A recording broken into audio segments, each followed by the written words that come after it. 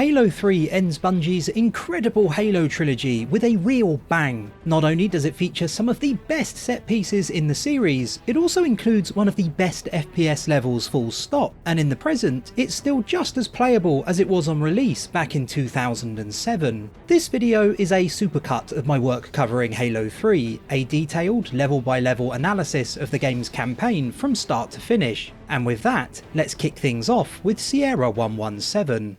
I really like that Sierra 117 opens with Cortana talking about why she chose Master Chief.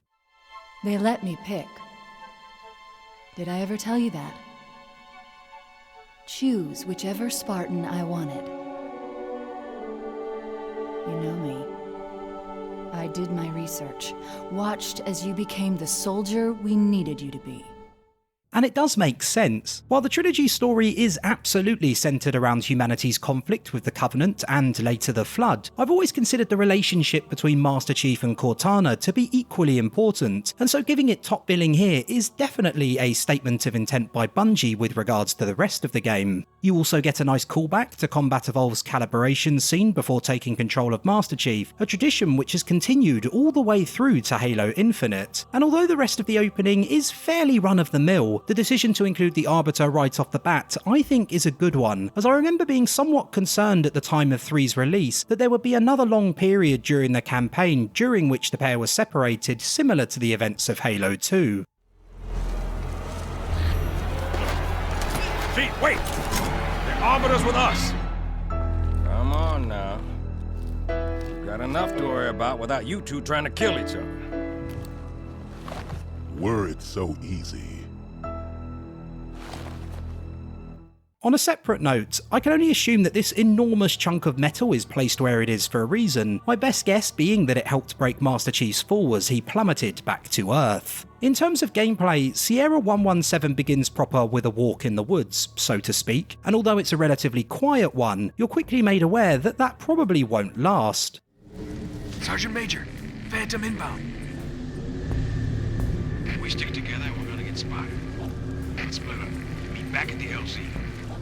While your first encounter with the Covenant is in a fairly narrow area, in general this mission is a real step up from previous openings in terms of level design. Bungie has always had a talent for creating big, open and engaging areas, but I was never as impressed with those which were less spacious and revolved predominantly around on-foot combat. This is an issue I think Halo 3 mostly remedies, and it's evident from the game's outset. Even though the narrow areas you traverse here are outside, across both them and later indoor sections, there's much more verticality and better opportunities to flank your enemies. I'm not saying Halo 3's level design is perfect, after all it does feature Cortana, but there was clearly a great deal of attention paid to ensuring each and every encounter, even the smaller ones, felt like more curated experiences compared to some of the smaller skirmishes in previous entries in the series. After taking down a surprisingly large amount of Covenant so early in the mission, you stumble across a Marine who's in a bit of a pickle. The obvious response is to take down the brute as quickly as possible, and it does always make me chuckle how little health he has in comparison to others featured in the level. This is a deliberate design choice to ensure that even those who don't have the best aim or are running low on ammo have an opportunity to have their heroic moment, and while Bungie is cheating a little, it's a wise choice nonetheless. If you're role-playing as a rather more cold-hearted Master Chief, you can of course also do nothing and let the scene play out, which ends up being a nice example of the brute's brutality, and concludes quite violently for the Marine in question. You find him? Get him to the extraction point. My ass.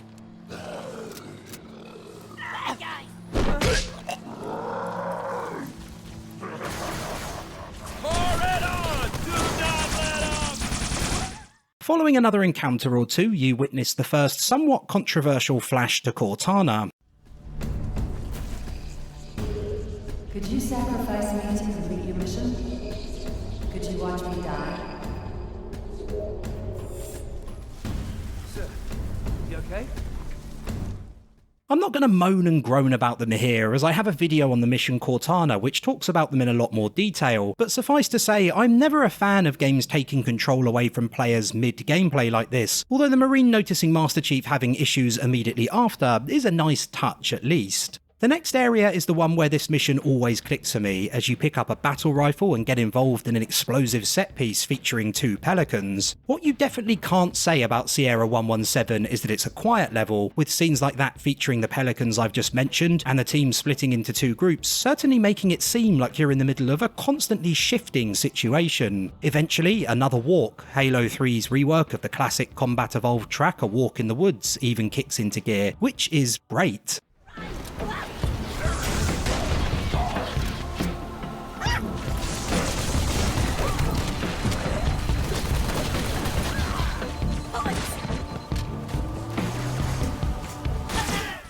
While the music in Sierra 117 is definitely a highlight for me, most of the tracks used feature a lot of percussion which combines really well with the setting, the next section is a definite lowlight. When recording these videos, I always play on normal difficulty as it makes it far easier to get decent footage, but I did also play Halo 3 through alone on Legendary many moons ago, and I've hated the Jackal snipers or Jackals wielding carbines ever since. The idea behind them isn't necessarily a bad one, as having snipers hidden among the fauna works within the context of the level. It makes sense that the Covenant would use it as a tactic, but they are also extraordinarily annoying to fight. It's something Bungie never managed to balance very well during the series, and was a big problem in Halo 2 on higher difficulties as well, the infamous sniper alley in Outskirts being the best example, and I'm not really sure what the solution is. The obvious answer would be to give players more time after being spotted before they're shot at, but that wouldn't really work because of how many there are. You might have more time to take out 1 or 2, but you'd still end up being aimbotted by the rest. I personally think the best solution would be to reduce the amount of damage they output, so that it doesn't quite feel as unfair as it does at present, as it never seems like a fair death when you're killed almost instantly by an enemy you may not have even spotted yet. Reducing the Jackal's damage output would give you an extra few seconds to find cover and come up with a plan of attack, which would in turn make encounters like these feel a little more fair and a little less frustrating. Sierra 117's final encounter is by far the best in the mission, as you clear the dam where Johnson is being held and make your way across it to rescue him, before holding off a few waves of Covenant troops while being supported by a pelican. It's a fun little sequence, and the Brute Chieftain makes for an entertaining mini-boss of sorts, but it's here that my biggest issue with Sierra 117 becomes apparent. It feels like it ends far, far too early. Now this is definitely going to be a matter of personal preference, and of course there's no right answer. However, after playing the mission through a few times for this video, I can't help but think that this really should have been the midpoint of the level, with a few more areas included afterwards as you fight your way to an extraction point. It's really all about pacing, and it's a weird one, as up until this point, the mission is pretty well paced. There's a few smaller encounters in areas which get progressively larger, the set piece with the pelicans, the dam sequence, and it does feel like the mission's intensity ramps up very smoothly. Combined with the jungle setting, which at the time really showed off what the 360 was capable of, it felt like a very fresh take on a Halo opening. That being said, for me, after the dam, it feels like Sierra 117 just sort of ends. By the time the sequence reaches its conclusion, I'm always ready for more encounters and an even bigger set piece to cap things off, but it doesn't happen. What I'm trying to say is that on the whole it feels like the mission has a much less satisfying arc to it than either the Pillar of Autumn or Cairo Station before it. It does so much right, with the odd misstep here and there, but looking at it as a complete experience, it doesn't end up being anywhere near as satisfying as the other 2 missions I've just mentioned. Given it's a very different experience visually from what came before, which should have lent it a greater impact, I think the reasons I've just outlined are why it falls a little flat despite doing a whole lot right.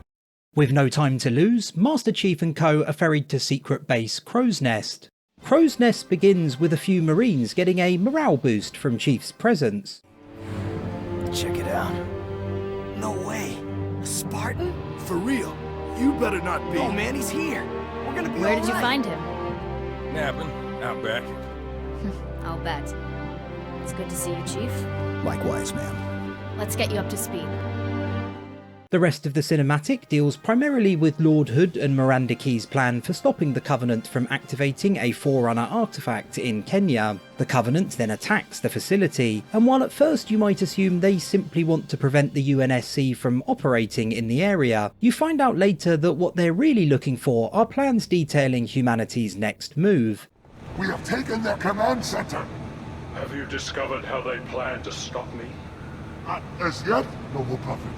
Find me what I need to know, or your place on the path is forfeit. Tell me. understand. Yes, Holy One, it shall be done.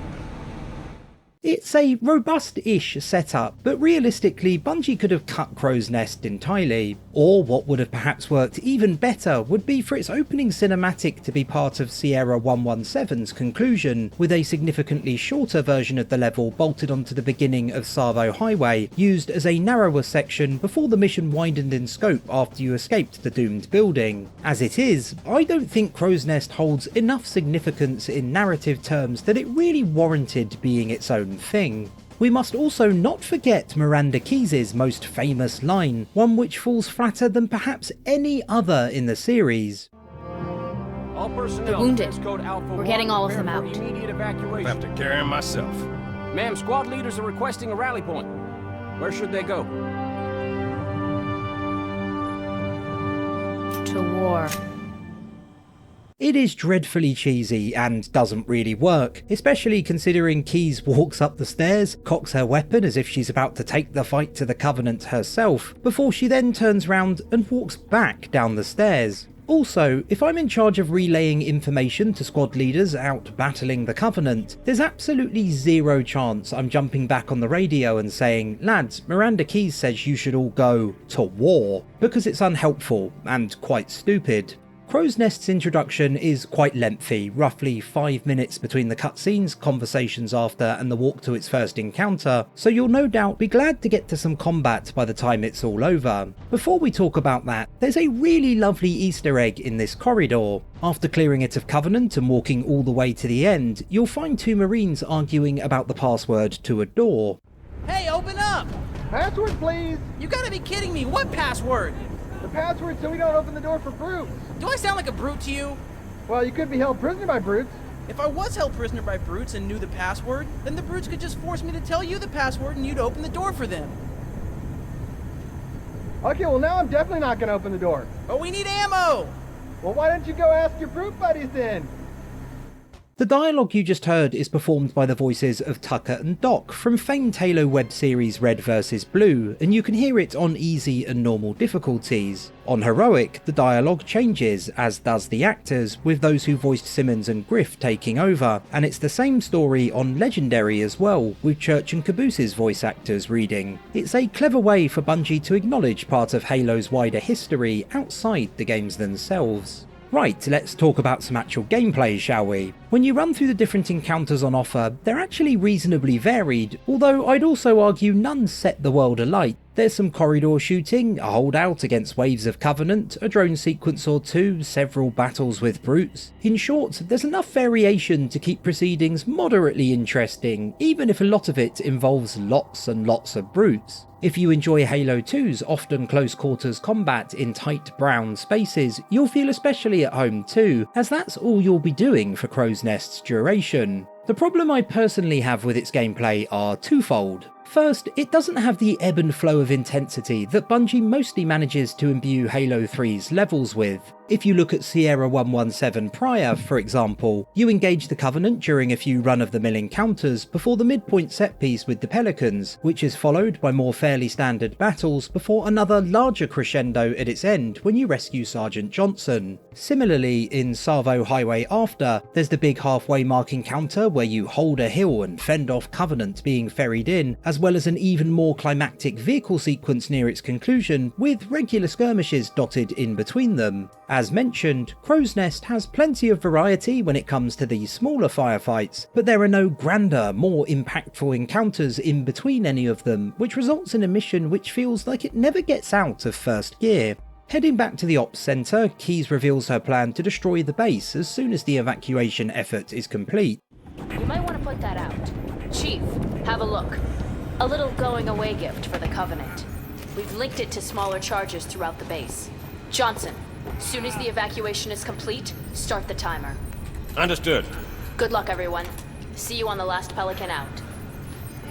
As much as I just complained about the pace never picking up anywhere near as much as I would like, what I will say is that Crow's Nest is a great early advert for how diverse an enemy brutes can be. In quick succession you fight a chieftain and his buddies, then another wielding a turret along with his friends, and finally a gaggle of regular brutes equipped with jetpacks. Getting rid of the elites as an enemy entirely and replacing them with brutes may have worried some, but I'd imagine this mission would have done a lot to put their minds at ease. It's also always great fun trying to rescue the Marines being bullied by the brutes in the barracks, and in general, the amount of Marines and brutes dotted all over the base makes Crow's Nest feel like a relatively dynamic affair. It's hardly the end of the world, but it's also worth mentioning that at one stage I did get myself in a right old muddle during the brutes with jetpack section due to one of them remaining hidden and not appearing on my radar, and that subsequently happened during 2 other playthroughs as well. It's definitely something worth looking out for if you're unable to figure out why the level won't progress.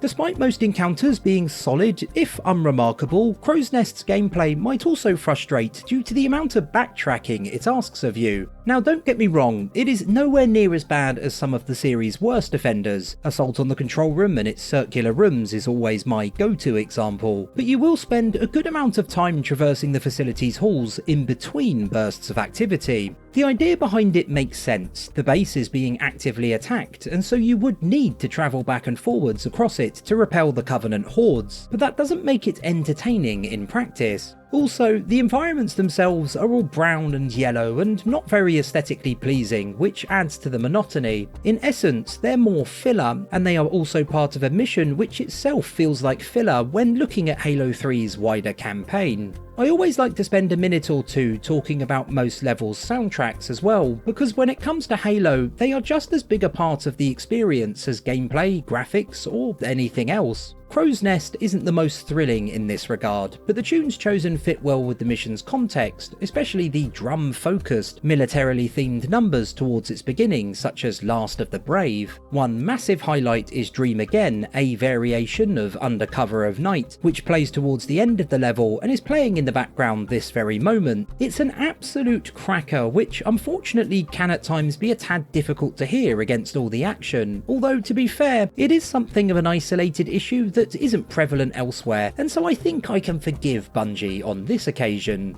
One final note as we near the end of Crow's Nest. I rather like the lights turning on and off as the base begins to fall apart. Some will find it irritating, I'm sure, and it doesn't really affect gameplay, but a section with more prolonged spurts of darkness is an interesting twist I'd have liked to have seen developed further. To complete the level, you hop on an elevator as Master Chief narrowly avoids the bomb exploding above him. Cortana then chimes in, which is no great surprise. You might be shocked to hear that there are 6, yes 6, of these slow motion disasters scattered throughout Crow's Nest. I'm certain this is the most out of any of Halo 3's missions, other than Cortana of course.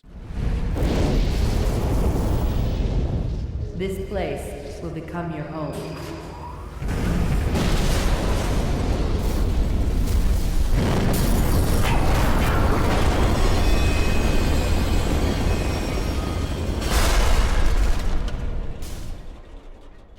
This place will become your tomb.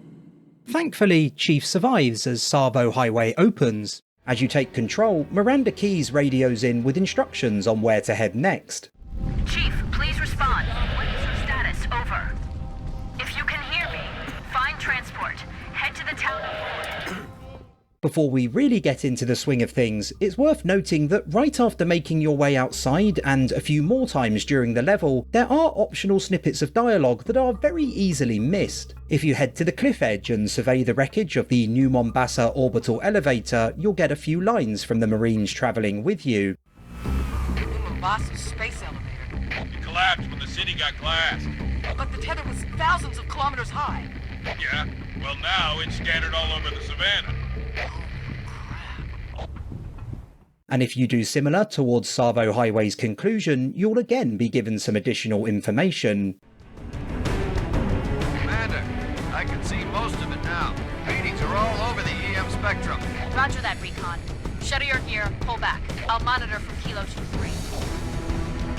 There are a few other places you can hear extra lines too, like over the radio inside the downed Phantom, also near the start. It's nothing major, but they're nice bits of colour added to a mission which isn't at all story heavy. Speaking of story, now is a good time to also chat further about how Tsavo Highway fits into Halo 3's campaign. It's a strange one. Some of you might have seen my video on Exodus in Halo Reach, which I think is quite unique, as you could remove it from the game, connect the missions on either side of it, and the story would still make total sense. It's very much a standalone experience. Tsavo Highway is very similar. There isn't a huge amount to take in story terms, and you could absolutely pluck it from 3's campaign, connect Crow's Nest before it and the Storm after it with an extra line of dialogue or two, and everything would add up. In a way, this makes its inclusion a bit of a shame, as Sierra 117 and Crow's Nest don't move the story forward a whole lot, and then you're confronted by Tsavo Highway, which does far less than either. With Halo 3's narrative already feeling rushed at times, I question whether Bungie dedicating a whole level which amounts to little more than a transition between much more important story beats was worth it. Tsavo Highway's premise then may be a relatively simple one. It's about taking a journey from A to B, but in that respect it delivers in spades. Much of it is still quite linear, especially towards its opening, but every so often the level design blossoms out to accommodate larger scale encounters both on foot and in vehicles, which gives it a lovely ebb and flow I don't think is present as much during the missions leading up to it. It keeps a fast pace, but a consistent one, and because there are few, if any, interruptions across its runtime, it's really enjoyable to revisit for a 15 to 20 minute blast of much of what Halo's sandbox has to offer. Other than the briefest of holdouts against brutes at its midway point, you never have to slow down for too long, and that ensures Tsavo Highway's gameplay aligns well with its context too. You feel like you're on a journey throughout. Detractors might argue that the Ark does the same thing later in the campaign, but with more variety and over an extended period of time, but viewed at anything other than surface level, they are quite different. That being said, there is one issue with the idea of it being a journey, an ever-present one in the franchise, and that is the friendly AI when they take control of a vehicle. Getting things going using a section in a Warthog was certainly a brave decision, given your allies' pathfinding can be a tad wonky at times. It works for the most part and isn't as frustrating as one or two other infamous examples, but woe betide anyone whose Warthog gets stuck on the minutest of rocks, as if that does happen, you ain't going nowhere. The Brute Chopper makes its big debut in the second, more spacious area you arrive at. I repeat, my convoy's been hit. I've got wounded. We're on the Tsavo Highway about east of Void. Someone, anyone, please respond. You've never encountered one before, and so Bungie uses a short scripted moment to clearly illustrate its strengths, and that it is not a vehicle to be trifled with. This last encounter, up until you clear the drones and a path forward, is what I consider to be Tsavo Highway's halfway mark, at which point the training wheels are ready to come off. You've indulged in some relatively stress-free driving and shooting, you've been introduced to the Brute Chopper, and you've had the opportunity to fight the Covenant across a couple of arenas that are open, but not too open. None of it may seem like anything exciting, but that's sort of the point. Sierra 117 and Crow's Nest are all about on-foot combat, but the Storm, which comes after Tsavo Highway, is fairly reliant on you being competent with vehicles given its big Scarab set piece. Halo veterans will be able to breeze through things fairly easily, but it also gives those new to the series a chance to get to grips with fighting and taking advantage of vehicles before proceedings get significantly more complex after. The level's second half and the switch from simple to a touch trickier occurs as a Covenant battlecruiser passes overhead. Commander, this is only Recon 111. The cruiser's above. They found me. Say again, Recon? You're breaking up. Something in the crater, ma'am. Something beneath the storm. Your attention will likely be drawn to the sweeping vista in the distance, and what a gorgeous view it is too. The Forerunner artifact sitting in the middle of an enormous crater, the gigantic cloud hanging in the sky above it. It may not be the most lively background and skybox in Halo 3, but it is for my money perhaps the most striking. It's an ever-present sight as you traverse the highway and makes events more atmospheric than I think they would have been otherwise, and at the same time adds further scale to a mission which doesn't feel as grand in story terms.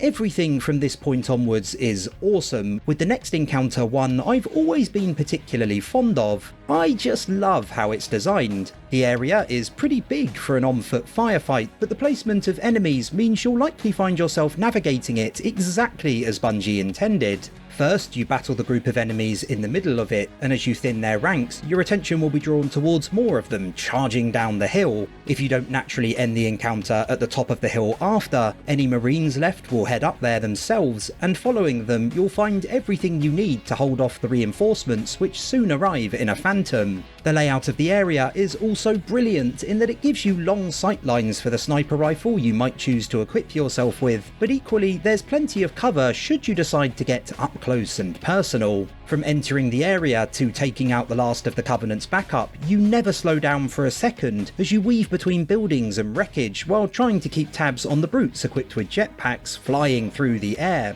It really shows off how it's still possible to fashion a dynamic, pacey, on-foot encounter in a space larger than would normally be used in most shooters. It's one of the endless examples I could cite within the Halo trilogy of Bungie truly being masters of their craft. As Punch Through, a variation of Halo's theme, swells, you take on another group of brute choppers before you enter the mission's largest encounter. By this point, you may have fought a lot of choppers, but it's far less likely you've had the opportunity to pilot one, so Bungie places a couple just prior to it on a road guarded by only a pair of brutes. During my playthroughs, I used a hijacked Wraith and a Warthog, but it makes sense that you're given the opportunity to both fight and pilot a chopper, so that by the end of Tsavo Highway, you're completely familiar with how they function. As mentioned during the introduction, when I first played Halo 3 after Sierra 117 and Crow's Nest, I was worried that the game's level design was going to be more in the mould of 2's, which at times felt very narrow. My fears weren't immediately assuaged when playing Tsavo Highway either. Some of its early sections are very reminiscent of parts of 2, for example Uprising, where you get to pilot a vehicle but are kept on a restricted path that rarely opens up much. Even at the end of the level I wasn't completely convinced, but over time I've changed my opinion. I think in many ways Bungie takes elements of both 2 and Combat Evolved's vehicle sections and merges them to create something quite fantastic. They retain some of the linearity of 2's vehicle portions, but don't go overboard with it to the point you feel stifled. Equally, they have more of the openness of Combat Evolved's offerings, but dial it back somewhat so that the pace remains higher than it did at times during Halo's maiden outing. What you end up with, and this is something you see a lot during the rest of Halo 3 too, are these wonderful circular areas which give you room to breathe but aren't so big that the level's pace ever slows down too much. Here, brute choppers are constantly charging at you and wraiths fire balls of plasma at you from a distance, but throughout all of it, you're able to manage the chaos and are then swiftly shepherded onto your next challenge. In Combat Evolved, you might have had a bit of downtime, maybe too much. In 2, you may never have got the open space to begin with, whereas Tsavo Highway and much of 3 finds a perfect medium between them.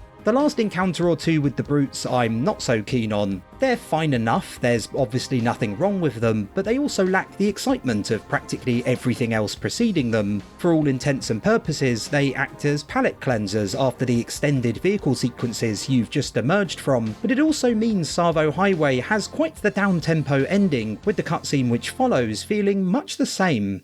Marines, the Prophet of Truth doesn't know it yet, but he's about to get kicked right off his throne. You will take our city back and drive our enemy into the graves they've been so happily digging. One final effort is all that remains. Next, it's time to take the fight to the Covenant in Voi. The Storm doesn't waste any time getting into things. Chief, the Prophet of Truth has found the Ark. Our only chance of stopping him is a surprise aerial assault. Clear this sector of Covenant anti-air defenses. Make a hole for the Admiral's ships. Good hunting. He's out. And as mentioned during the introduction, I genuinely believe Halo 3 could have started here. Think about it, how much of genuine consequence has actually happened by this point based on the synopsis I just shared? You've played through 3 levels, and yet the only event of any real importance is the opening to Crow's Nest, during which you're provided with the context which lays the foundations for everything which follows. I think you could take that and combine it with the cutscene at the end of Tsavo Highway depicting the Covenant gathering around the Forerunner structure in New Mombasa, and hey presto, you've got yourself a nice punchy opening cinematic which wastes no time fannying about. You'd be given all the setup you'd need, and then would be thrown straight into one of Halo 3's most action-packed missions. It would have been as clear a sign as any that developer Bungie meant business and started the final act of the trilogy off with a real bang. Again, there's nothing wrong with Sierra 117, Crow's Nest, or Tsavo Highway. I've nothing against any of them, but an argument could definitely be made that replacing them with 3 levels added somewhere between the storm and the game's conclusion would improve the campaign. Rescuing Cortana from the Flood's clutches could become 3's halfway mark, giving you more time with her after, and in turn, this would mean that Bungie would need to rely less on the terrible scenes which slow things down to a snail's pace, designed to keep her involved early on, as you'd get to spend a lot more time with her later anyway. Then add a few new missions like I suggested around it, and I reckon the issues the game has with pacing would be close to completely solved. Rather than featuring a slow first half and an incredible rollercoaster ride of a second, you'd have a more evenly paced affair. It would be an extremely quick even pace, granted, but with this being the final part of a trilogy, I don't think that would be an issue. You'd be left with an experience which was all killer and no filler. Heading outside after a pair of brief indoor encounters, you hear from Admiral Hood. Kilo 2-3, this is forward unto dawn. I need a sit rep, Commander. Atmospheric disturbance is intensifying above the artifact, Admiral. Sierra 117. Moving as fast as you can, sir. I know he'll get it done. Before you're tasked with destroying the Covenant's anti-air defences. I really like how the storm is structured, with each and every battle carrying real weight, and I think the best way to highlight how Bungie has managed that is to compare it to previous level Tsavo Highway. Contextually, Tsavo Highway is about Master Chief travelling from the Crow's Nest to the city of Voi, and its structure reflects that. There's practically no segmentation between your starting point and your end destination. It's essentially one long stretch, which makes sense as by its conclusion you yourself also feel like you've been on a journey. The storm, on the other hand, is about making a hole through to the Forerunner structure claimed by the Covenant, and so Bungie switches up the level design to match. Rather than it being a smooth continuous journey like Tsavo Highway, the storm is about moving closer to your destination through a congested area in short, sharp bursts, with each involving a pitched battle against the Covenant. Every combat arena feels like its own thing, almost separate from what came before, with fresh AI-controlled Marines or indeed later factory workers arriving on the scene nearly every time you transition from one encounter to the next. It makes the storm rather unique. During most Halo levels, some Marines will join you before eventually meeting their maker, and you may then have to wait a good while for more to be ferried in. But in the storm, you're always only a few short minutes or less away from being further reinforced. It gives events a dynamic quality to an extent not often present in the series. Every encounter is hectic, with something happening every which way you look, which in turn helps every encounter also feel important. It really does give the impression of you slowly and methodically grinding your way across Voi as the UNSC throws squad after squad of Marines at the problem. It's worth noting that there are a couple of the terrible Cortana-centric moments referenced earlier on either side of the Scarab set piece. I have defied gods and demons. But we won't dwell on those. They remain as irritating today as they were back in 2007. From the irritating, I want to move quickly to the exhilarating as a scarab clambers over nearby buildings towards you. If I was pushed to choose my favourite Halo 3 moment, this would probably be it. The comparatively small mongooses darting between the legs of the enormous scarab while Marines fire off rocket after rocket is one of my most enduring memories of the game's campaign. Seeing a scarab for the first time in Halo 2 was moderately exciting, but it didn't really feel like the Xbox had enough horsepower to properly pull the idea off. Everything involving it was extremely scripted, and even though you did get to board and destroy one at the end of Metropolis, you were very restricted in what you could actually do. The impact of Metropolis's Scarab encounter has lessened over time, while if anything, I think the Storms has become more impressive. That Bungie managed to build upon and execute the concept as well as they did on the 360 is nothing short of remarkable, considering it still wasn't that powerful a system. Being able to bring down the Scarab in real time before jumping on it and continuing the fight on board is amazing, and I remain blown away by what a technical marvel it is. It was a spectacular achievement, and even in the present, I can't think of many shooters which have managed to do similar to anywhere near the same standard. Heading back inside, you get to see the devastation caused by the Covenant's presence on Earth, and there's a couple of interesting details here. If you walk into the terrified factory workers, effectively giving them a nudge, their morale is suddenly boosted and they will take up arms to fight alongside you. Also, there's radio dialogue between Lord Hood and Miranda Keyes, which alludes to the Flood's arrival at the end of the level. Admiral, a single Covenant ship just slipped in system. Just one. What's its range, its position? Above the artifact inside the orbital line. Seems to be holding steady. The attack proceeds as planned, Commander. We're not going to get another shot at truth. Sir, yes sir. You'd think the storm would end with the Scarab battle, but you still have one objective remaining, working your way through a factory and carving a path to an anti-aircraft gun to destroy it. With there being so much packed into the storm, there was always going to be the risk of it feeling disjointed. You fight through a building, then hop in a vehicle, head outside and destroy the Covenant's anti-air defences. Next, you move back inside for another pair of more conventional battles, before jumping on a mongoose and moving outside once again to take on a Scarab, at which point there's one final on-foot section in the factory and across its outskirts to get to the end. It is definitely a lot for a mission just 15 minutes or so in length, but I think its runtime does end up working in its favour, because you move between everything so rapidly and Bungie is always introducing something new, you never really have enough time to dwell on things. You transition quickly between tight interior skirmishes and large-scale exterior encounters, which gives the storm a lovely ebb and flow, and it is, in a sense, a condensed version of the narrow to open design philosophy Bungie so often employs. If I was to nitpick, the earlier areas are quite similar to each other, but again, the level's length makes this a non-issue. The pace remains so high throughout that you've barely time to notice.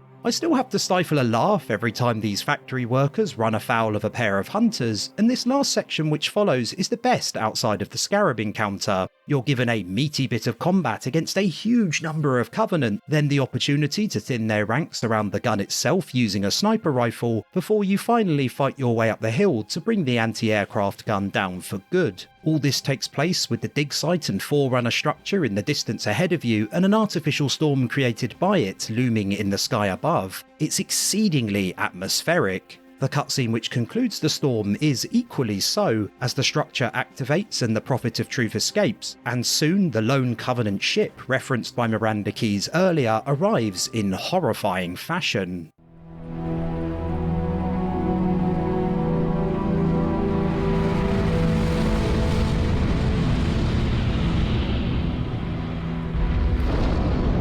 What is it? More brutes? Worse. You're given no time whatsoever to prepare for this horrifying new threat. Floodgate kicks off with Miranda Keyes outlining her plan to stop the flood. The flood. It's spreading all over the city. How do we contain it? Find the crashed flood ship. Overload its engine core. We either destroy this city or risk losing the entire planet. Do it. Chief, make your way to the crash site.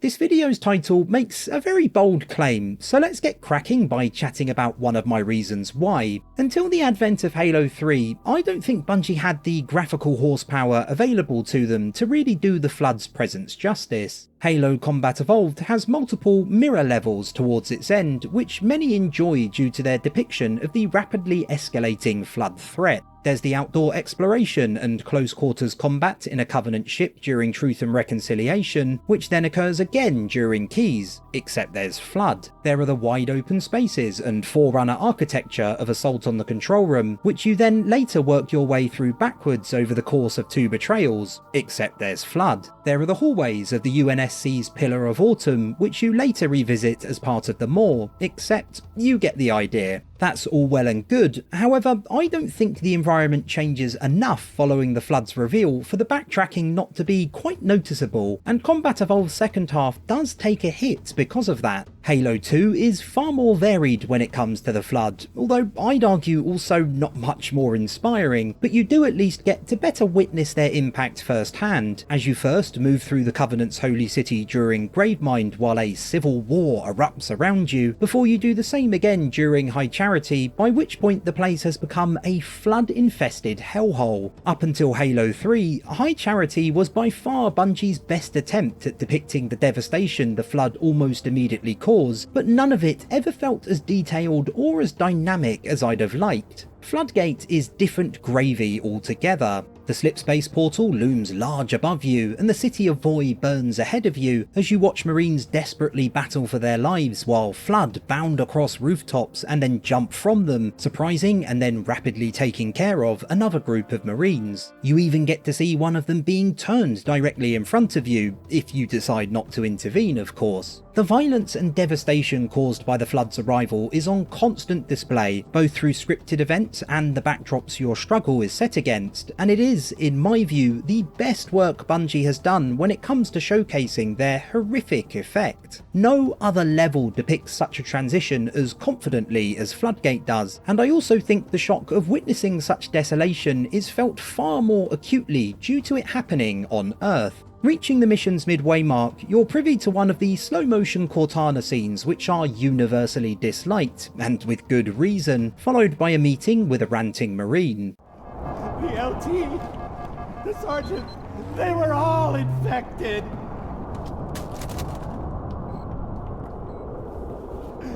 I could see it crawling, sliding around beneath their skin. Oh. These are something of a Bungie staple, with 343 Guilty Spark being the first to include one. Stay back! Stay back! You're not turning me into one of those things! I'll blow your brains out! Get away from me! Ah! Ah! And Halo Reach also features another as well. Seriously, we're fighting aliens now? Innies were bad enough, now we got friggin' aliens? Not me, man. I'm out. Out! I like the ambiguity surrounding this one in particular though, as it's not entirely clear whether his squad mates were actually Flood or not. Their bodies certainly don't show any signs of infection, and I can't help but wonder whether the front seat you're given to a Marine being assimilated earlier is meant to allude to the idea of him slaying his friends without cause. After all, you've already seen how difficult it is to stop one person being turned, let alone 3 in quick succession. But hey, perhaps he's just a sharpshooter extraordinaire. Either way, there's no right answer, and it's wonderfully unsettling. Stepping outside, some friends arrive to provide you with some much needed backup. Hail humans and take heed. This is the carrier, Shadow of Intent. Clear this sector while we deal with the Flood.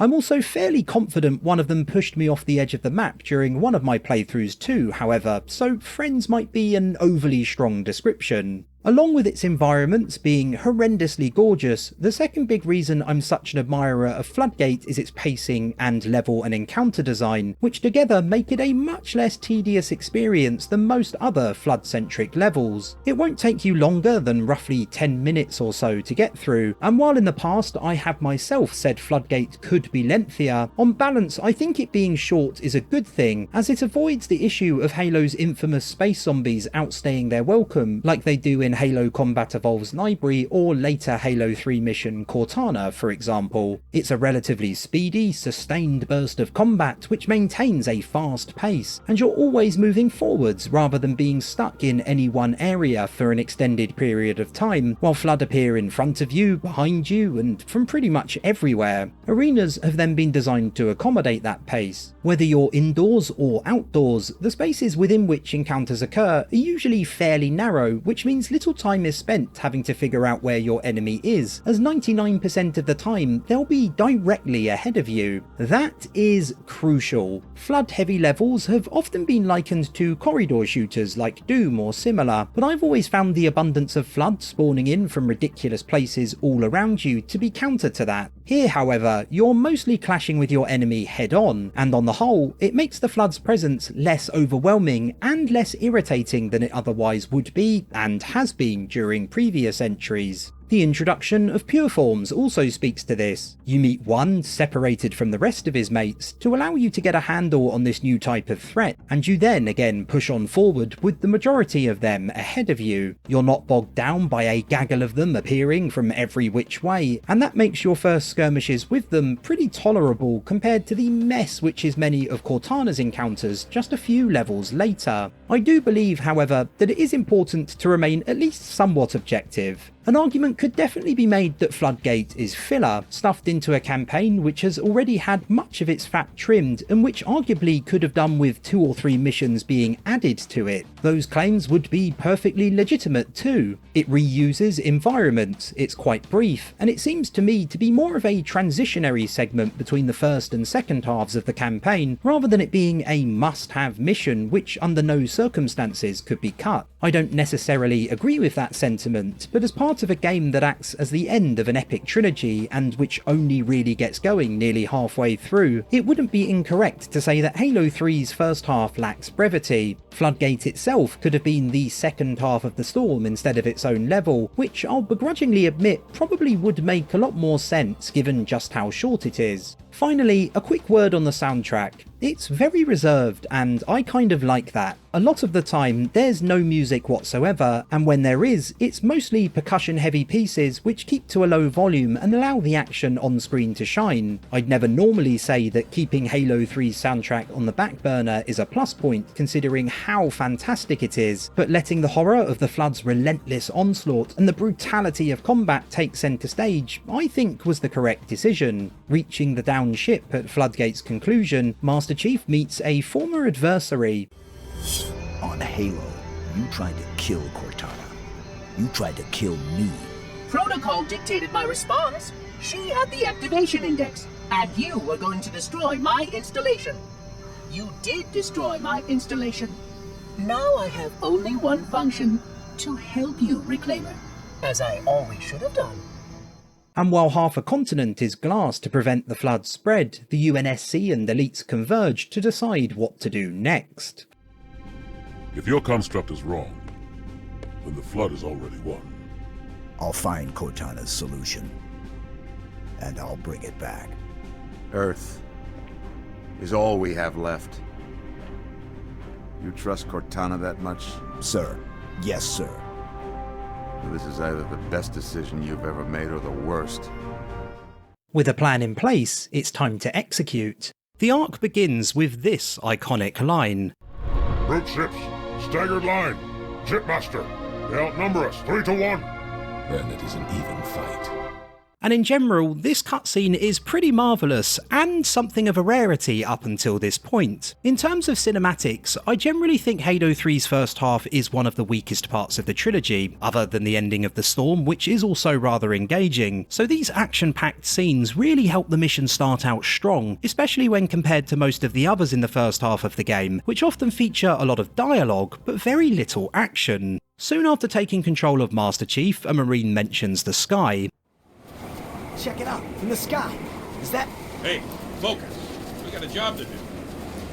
The skyboxes in Halo 3 are usually brilliant, with a ton of stuff to look at, but even with that being the case, I'm glad this line was included, as I'm the kind of person who most likely would have otherwise failed to notice the Milky Way in the sky above. The next section is a nice idea in principle, but for me, it's also a bit hit and miss. Sneaking up a nearby ridge alongside a group of ODSTs, this area would have no doubt reminded many of you of a similar situation in Truth and Reconciliation. If you recall, in Halo Combat Evolved's third mission, you sneak up a ridge towards the Covenant in a desert area and begin taking them out from a distance using a sniper rifle. You're given a decent amount of room to maneuver, and the environment is spacious enough that you can clear most, if not every single enemy undetected. unexpected, and for me at least, even though it's a fairly short sequence, I've always found it to be one of the most memorable. My issue with the Ark's variation on the theme is that the area the Covenant patrol doesn't feel quite as well designed for this similar encounter. It's easier to get spotted, and because there are so many enemies squeezed into a tighter space, events often quickly devolve into a straight up firefight. What Bungie usually does so well throughout the Halo series is set up environments and encounters to play to the strengths of the loadout or vehicle you'll most likely be equipped with at the time. For example, in Truth and Reconciliation you're equipped with a sniper rifle, and so Bungie gives you plenty of space to remain undetected while you stealthily take out the enemy, and likewise when you get your hands on a Scorpion later on in the Ark, Bungie throws a lot of Covenant vehicles into the mix, giving you plenty of nice big targets to blow up. By comparison, the encounters during this first section of the Ark are entertaining, and they're a nice nod to Truth and Reconciliation, but overall I don't think they're quite as well designed as they perhaps could have been. That being said, I do like that 2 hunters are thrown in at the end, as they can be quite tricky customers when you fight them on foot, and they serve as a nice point of comparison ahead of your only other meeting with them later in the mission, when you're able to take them down with ease thanks to your increased firepower.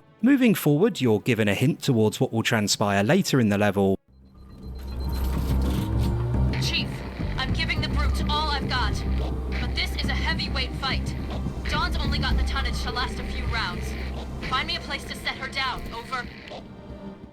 Immediately after which, you can find the first of 3 terminals hidden throughout the level which tell the story of Forerunners the Didact and his wife the Librarian. They tell the story of the Didact attempting to convince the Librarian to let him rescue her as the Forerunners' war against the Flood rages on, with the Librarian preferring to continue her work cataloguing various species as a failsafe in the event the Halo array has to be activated to stop the Flood. They're really rich in terms of lore and weave a fascinating tale, although it is worth noting that looking at them in retrospect, the story they tell has changed following the expansion of Halo's lore, with it now seemingly likely that the Librarian was actually talking to a separate version, so to speak, of the Didact, known as the ISO Didact, rather than the Didact himself. Something I always really liked about the Forerunners in the original Halo trilogy was the air of mystique around them, and that has definitely eroded over time as more games have released and it's been necessary for the series' lore to expand. But I think on the whole these terminals strike a good balance between giving you more information on what went on many years ago, while still maintaining a sense of mystery that arguably isn't really there in the present. The next section is where the Ark really begins to lean into the Halo sandbox, and it does it extremely well. Mongooses, choppers, ghosts and many other vehicles are all involved in the ensuing battle, and while in design terms there's nothing going on here that you won't have seen in Halo previously, it's a very entertaining segment. I know I say it in nearly every video I create covering Halo, but it's also always worth highlighting how utterly brilliant the soundtrack is during each mission. No Time for Sightseeing is a more low-key track which matches the opening sniper segment well. Perilous Journey and Behold a Pale Horse help the mission feel further connected to Halo Combat Evolved, and Edge Closer's fast-paced, unusual sound pairs perfectly with the final battle against the brutes within the Forerunner structure. And speaking of connections to Combat Evolved, much like the sniper section at the beginning of the level and the music I just mentioned, there's also another nod to a classic Halo mission here, or at least I think there is, as you're given the choice of 2 separate paths. Like the Ark's beginning mirrored Combat Evolved's Truth and Reconciliation, this part is reminiscent of the Silent Cartographer from the same game. In the Silent Cartographer, you're tasked with heading to a Forerunner structure before realising that you're locked out and need to turn off the security in order to head deeper within. You can, however, also go and turn off the security first, in which case Cortana's dialogue changes. Here's a snippet of what she says if you head to the locked door prior to visiting the security room.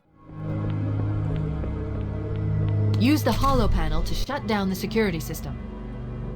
And here's how it changes if you head straight to the security room without visiting the locked door first. This isn't the map room. Analyzing. This is a security override station for the main facility, located somewhere else on this island. Shut the system down so the Covenant won't be able to lock us out. The Ark does similar, at least to a certain extent. If you take the first path, which leads to a deserted bridge and a Forerunner structure you can't yet access, Johnson will arrive in a Pelican to lead you to the landing zone you need to clear in order for the ship the Forward Unto Dawn to drop off its cargo. Ma'am, Focus almost got a wing shot off. But we spotted a structure on the other side of this wall. It matches Cortana's description of the map room on the first Halo ring. A cartographer. Good. Should help us fix Truth's location. Secure the LZ, then we'll push through that wall. Roger that. Follow my Pelican, Chief. LZ's this way. Whereas if you head to the landing zone straight away, disappointingly, Johnson's dialogue does not change one bit, which is kind of a shame. Commander, bring her down. Roger that. Beginning my descent.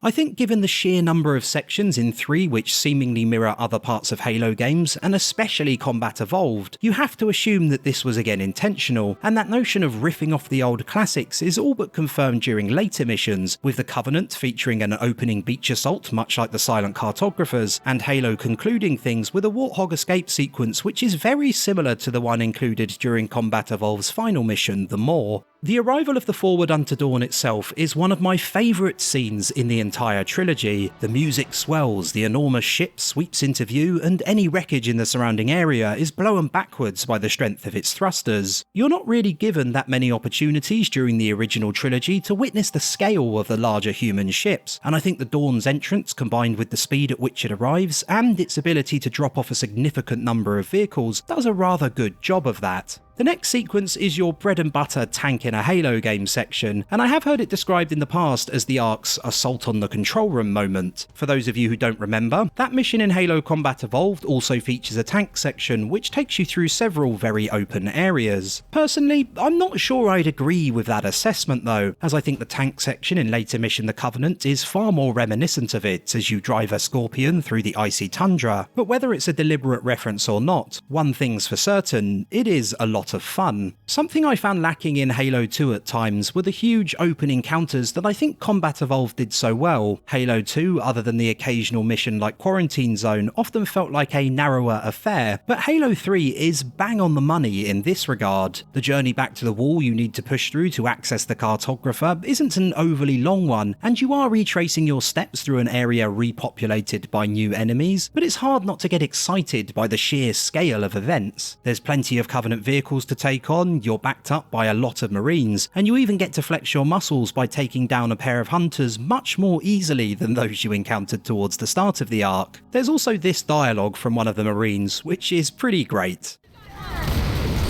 Tank beats ghost.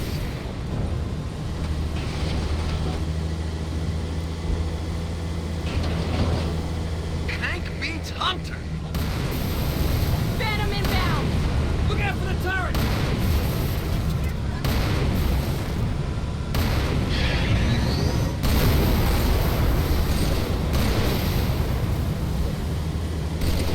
Tank beats everything. Oh, man.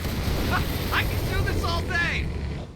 Once you've taken down the last of the Covenant reinforcements on the previously unoccupied bridge, 343 Guilty Spark unlocks the door leading inside, and you activate a light bridge so your reinforcements can continue forwards. What I find interesting here is that the vehicles crossing the bridge seem to rely on the AI driving them rather than being entirely scripted, which can lead to them getting in a bit of a muddle, and on the odd occasion even making quite fatal mistakes. Those poor blighters never stood a chance. Making your way outside, now on the other side of the wall, a Scarab passes above you and a Marine driving a Warthog equipped with a cannon arrives to ferry you to your destination. When the AI drives the Warthog correctly, it's exhilarating, but they are prone to getting confused, which can be a little frustrating and definitely slows down the action every now and then. It's something Bungie never really managed to solve, and although it's not a huge gripe, I think it's worth mentioning nonetheless, as sometimes it seems to happen when there really shouldn't be any issue. On the other hand, it's not something I end up worrying about for too long during this section, as I nearly always hop in the driver's seat of one of the nearby Scorpions upon reaching the next open area. Fortunately, Bungie gives you a bit of space between yourself and the nearby Wraiths, which is a sensible decision given the Scorpion's relatively lackluster turning speed, but while this encounter is a good one, taking the Scorpion into the Scarab battle which follows can make it somewhat trivial compared to that featured during earlier mission The Storm. That being said, when thinking about the wider Halo 3 campaign, I suppose it does sort of work. During The Storm, taking down a single Scarab was a tricky affair, whereas taking down one in the Ark is much easier, making them feel like far less of a threat overall. Then, during the Covenant, Bungie pulls the rug out from under you once again by introducing two on a single battlefield, which ramps up their threat level, keeps you on your toes, and ensures the scene has a particularly large impact. Heading towards the cartographer, Guilty Spark nips at one of the Marines. Hey, what gives? It seems I've crossed a circuit. Well, let me have a look. Oracle! Little bastard stung me. I did not want you to come to any harm. Got a funny way of showing it.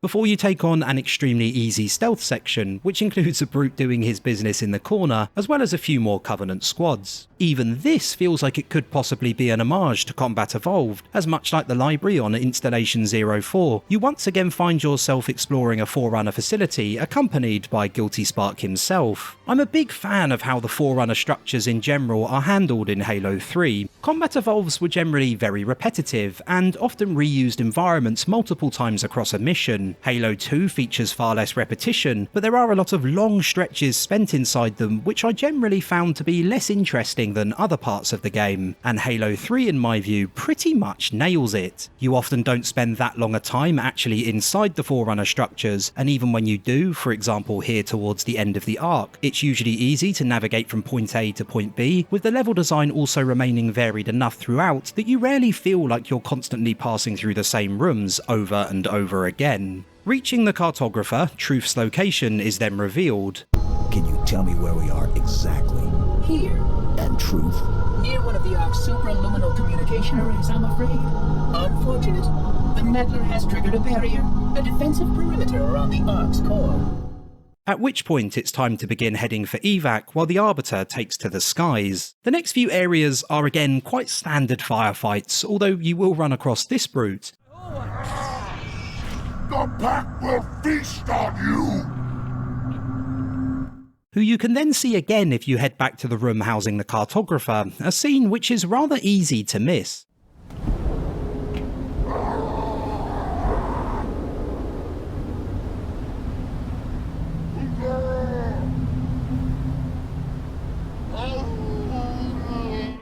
And not long after, you'll meet him face to face in an encounter that includes something of a twist in that if you only attack the chieftain in the middle, the other brutes will stand by and watch until he's been dispatched. I really like this as a one-off idea. It rewards those who spend a little extra time evaluating the situation they find themselves in with an easier encounter, rather than those who immediately start shooting as soon as they catch sight of a single brute. And once the chieftain and the rest of his gang have been laid to rest, the arc concludes.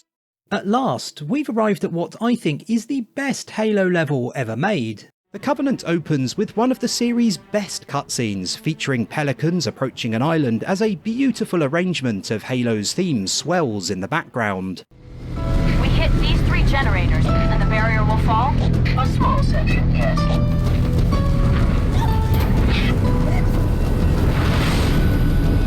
Good enough. Johnson, drop the chief at the first generator, then head to the 3rd.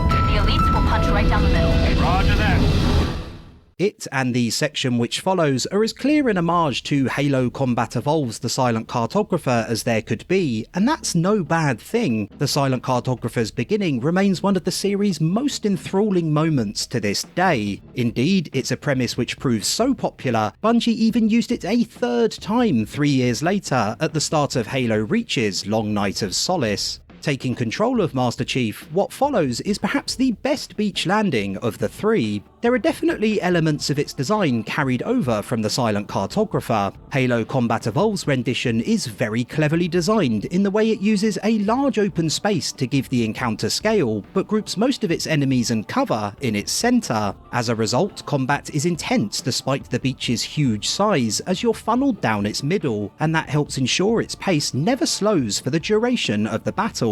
Bungie does similar during the Covenant's first firefight by placing the majority of the action directly ahead of you, with tightly packed groups of Covenant used to encourage you to remain in the middle of the area. There are also several additions which make it a more engaging affair, at least from a gameplay perspective. One thing it definitely has over the Silent Cartographer, and to be fair this is due to a hardware advantage as much as anything else, is its vastly improved sense of scale. In addition to what's happening on the ground, a massive battle is taking place in the skies above you, which helps add extra grandeur and makes everything feel far more expansive. This is the last level in the trilogy during which you'll face the Covenant, and it certainly feels like the final standoff with them. Another is the Covenant's variety. The area's terrain features increased complexity, including more verticality and a second route down the area's right-hand side, which is extremely easy to miss. The main path straight through the middle of the beach is the one I'd imagine most will take, especially during a first playthrough, but the particularly observant are rewarded with an alternative route which gives a better sightline of the two turrets standing in your way. This is so important because the start of the Covenant is the first ever time you get to use the Spartan laser. The pair of turrets essentially give you an opportunity to test out the weapon and immediately understand what its strengths are, namely quickly destroying turrets, vehicles, and sometimes more powerful enemies. If you maneuver around the side of the area, you're able to take them out from a safe distance without having to worry too much about enemies nearby. If you push directly forward, you're greeted with a buffer zone of sorts once you've cleared the immediate area, one devoid of anything which might block your shots or Covenant who could get in the way. Whichever you choose, you're able to use the terrain to your advantage to remain relatively safe while getting to grips with the new weapon. Then, once you've moved past the turrets, you'll come across a single vehicle and you'll hopefully again use the Spartan laser to your advantage. This is extremely clever level design on Bungie's part and a wonderful way of presenting a learning opportunity to you in a space which is not necessarily designed with that as its primary purpose, like tutorial areas so often are. It's an easy thing to miss, and hats off to Bungie for creating such a subtle, teachable moment. As the beach scene concludes, a pelican arrives and drops off a warthog. Spark believes Truth can activate the rings at any time. If he does, Earth, every being in the galaxy, Halo will kill them all. Get to the first tower, shut it down. Which is another callback to the Silent Cartographer, and again, much like in that mission, it's dropped facing the direction you need to head next. It's hardly revolutionary game design, but it's a nice example of the little things developers can do to make your life that much easier.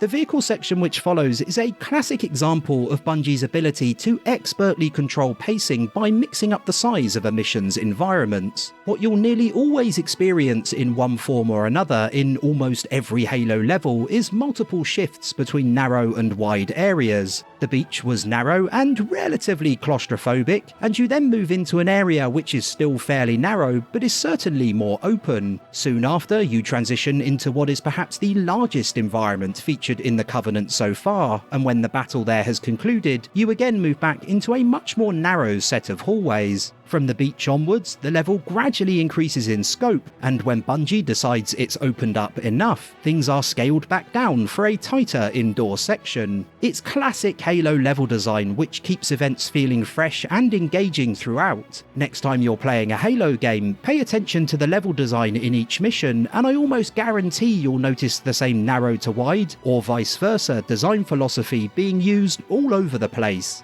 Reaching the first indoor section, there's not a whole lot to highlight gameplay-wise, so I think this is the perfect moment to talk about the Covenant's music. This level really shows off just how brilliant Halo 3's soundtrack is, and I think it's the best collection of tracks featured in one mission in the entire series. Whether it's the different takes on Halo's theme used during the opening cutscene or beach set piece, or the inclusion of popular tracks or reworks of them from previous entries, such as Leonidas Returns from Halo 2 or Shadows from Halo Combat Evolved, there's a little bit of everything sprinkled in throughout. The great Martin O'Donnell himself, who is responsible for the trilogy's amazing scores alongside Michael Salvatore, was even kind enough to leave a comment about it on another one of my videos. He highlighted the adaptive nature of the score and how its seamless sound design and music would change to match your experience depending on how you played the level. For me, Martin's words only serve to cement my view that the Covenant is the best of Halo in pretty much every regard, whether that be story, gameplay, or indeed music.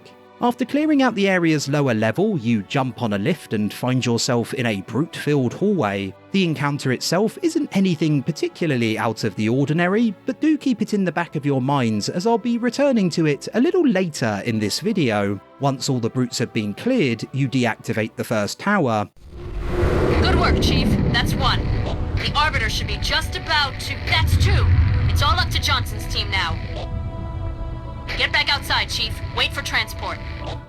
before you head back outside and retrace your steps all the way back to the beach. I'm not a massive fan of having to do so after such a dynamic start to the Covenant, but what comes next more than makes up for it as you experience your second first of the level. The Spartan laser made its debut at the start of the Covenant, and this time it's the turn of the Hornet to make its grand entrance into the series. I mentioned earlier that this mission really feels like the Covenant's last stand, and I did so with good reason. Bungie themselves have said similar, adding that because of that they wanted to pull out all the stops. And my word, do they pull out all the stops. The fact Bungie introduces the Hornet, and indeed the Spartan laser for the first time, is a clear statement of intent, a demonstration of just how important they considered the Covenant to be. This singular focus on making the level as spectacular as it could possibly be extends to the rest of its runtime as well. You have the opportunity to use nearly every weapon featured in the game and most of its vehicles. You get to fight alongside Marines, Elites, and even the Flood. And last but not least, it also features what is probably the most breathtaking set piece in the entire series, which we'll get to very shortly.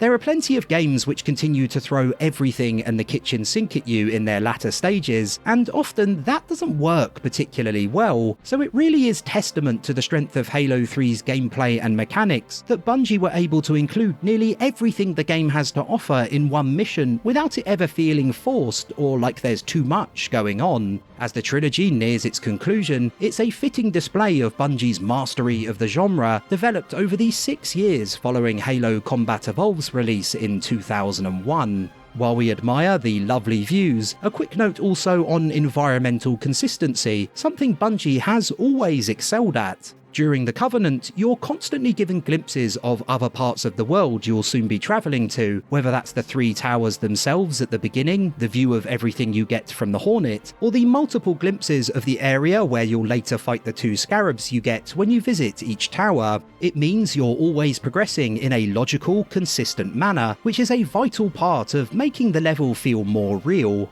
All good things must unfortunately come to an end, however, and eventually you'll be left with no choice but to vacate your Hornet and head back inside to disable the 2nd tower. Again, you'll come across more brutes in the area where the controls are housed, and after taking them down, you're able to complete your objective. Except Bungie decides to throw in a twist as the Flood arrive on the scene.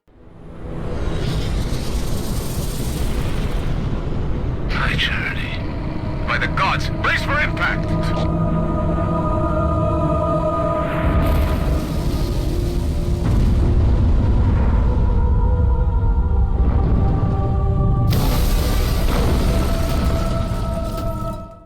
And with the previously dispatched brutes now alive and kicking, or kicking at least, you're faced with an entirely new challenge. It's a great way of taking 2 areas that would otherwise be relatively uninteresting and using them to toy with your expectations. The first tower helps build a sense of familiarity, and the second uses the Flood to turn that on its head. Fittingly for a mission with such a high bar for quality throughout, even the Flood are handled really well. The Covenant features short, sharp bursts of Halo's iconic space zombies, often as part of multi-faction encounters, and that is, I think, the best way to handle them. They're featured in this section, they're featured at the end of the mission, and that's it. Used in this manner, there's no time for their signature move of run directly at you to get boring, and they work well contrasted against more tactical assaults by the Covenant. It stands in stark contrast to Cortana, the mission the Covenant precedes, which features only the Flood, and is, to be blunt, not the best Halo has to offer. If the beginning of the Covenant was an homage to the Silent Cartographer, then this next section featuring a Scorpion in the snow surely functions similarly for another Combat Evolved level, this time Assault on the Control Room. In fact, for those of you who are fans of that game in particular, there are a ton of opportunities to relive some of its most iconic moments throughout Halo 3, the good and on one occasion the bad. There's the beach and tank sequences in the Covenant I've already mentioned, the Warthog escape sequence in Halo is clearly inspired by the Maw, and even Cortana feels like a pseudo-sequel to the library, although that's probably not a great thing. The Covenant packs in almost everything which makes Halo great, and the allusions to classic missions cements its status as a real love letter to the series. The incredible set piece I mentioned earlier, comprised of a battle against not one but 2 scarabs, repeat, 2 scarabs, is superb, and my view has changed somewhat since I last spoke about this level in any great detail. I still dislike the fact that they don't really move from the spot where they land. Really, all they do is sit in one place and occasionally turn to face you, which stands in stark contrast to the scarab featured in earlier mission The Storm, which was constantly moving around the arena. They land on patches of dark ground which are very obviously there before they arrive too, which doesn't help as it really highlights how little they travel from their entry point. However, following my recent video on The Storm, a lot of people pointed out that I'd neglected to mention the ridiculous amount of variety featured in its scarab encounter, and in that regard, the Covenant takes the idea even further. Bungie really does leave it up to you to choose how you tackle things, and there are an incredible number of options on offer. You can go in on foot, although that's probably not the best idea. You can use the Scorpion you likely drove into the area. You can pilot a Hornet or hop in the passenger seat of one while a Marine flies you around. You can hijack one of the numerous enemy vehicles to get the job done, or if you want to channel your inner stuntman, you can use one of the ramps to try and jump your way onto them. How you deal with the issue at hand is left entirely up to you, and in a sense, that is what Halo has always been about, giving you a wealth of options and letting your imagination run wild. As you finally near the Prophet of Truth, no doubt rather jubilant following your triumph against overwhelming odds, you're brought back down to Earth as Miranda Keys' fate is revealed. One of you will light the rings. You cannot hope to kill them all. You're right. Do it. Me. And you. Now. No!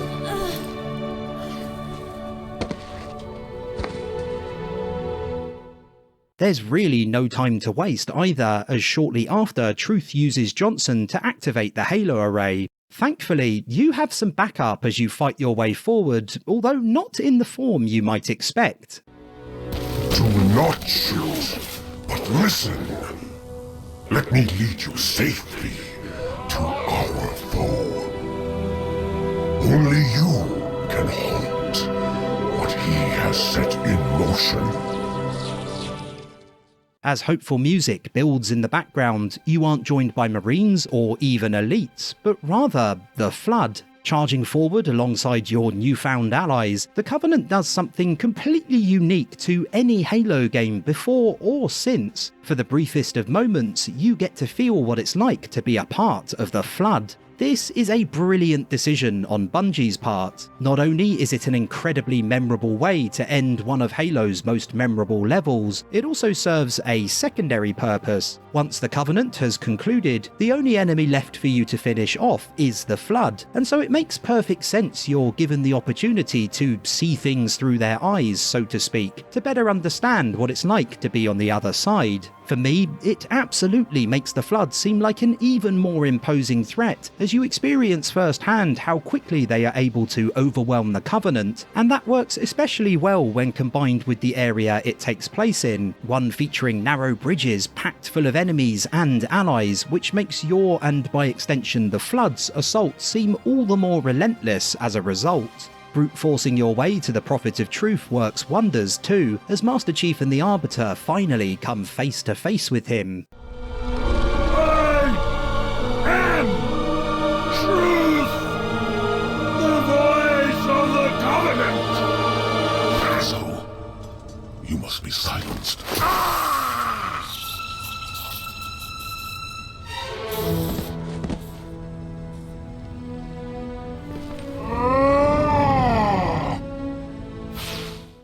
Once he's been dealt with, the Flood inevitably turn their attention back towards you, but before you take them on, the cutscene also finishes with this shot of the pair standing back to back, brothers in arms. It is fantastic. You'll next also come to the startling realization you now have to make your way back through the hordes of Flood you so recently fought alongside. It's one of those fantastically unsettling moments that they so often provide, with your terror felt all the more acutely because you've just seen the other side of things, watching them overwhelm the Covenant with relative ease. The classic Flood theme of sorts, shadows, used since Combat Evolved, kicks in, and you fight the level's final battle before meeting up with Guilty Spark and concluding the mission.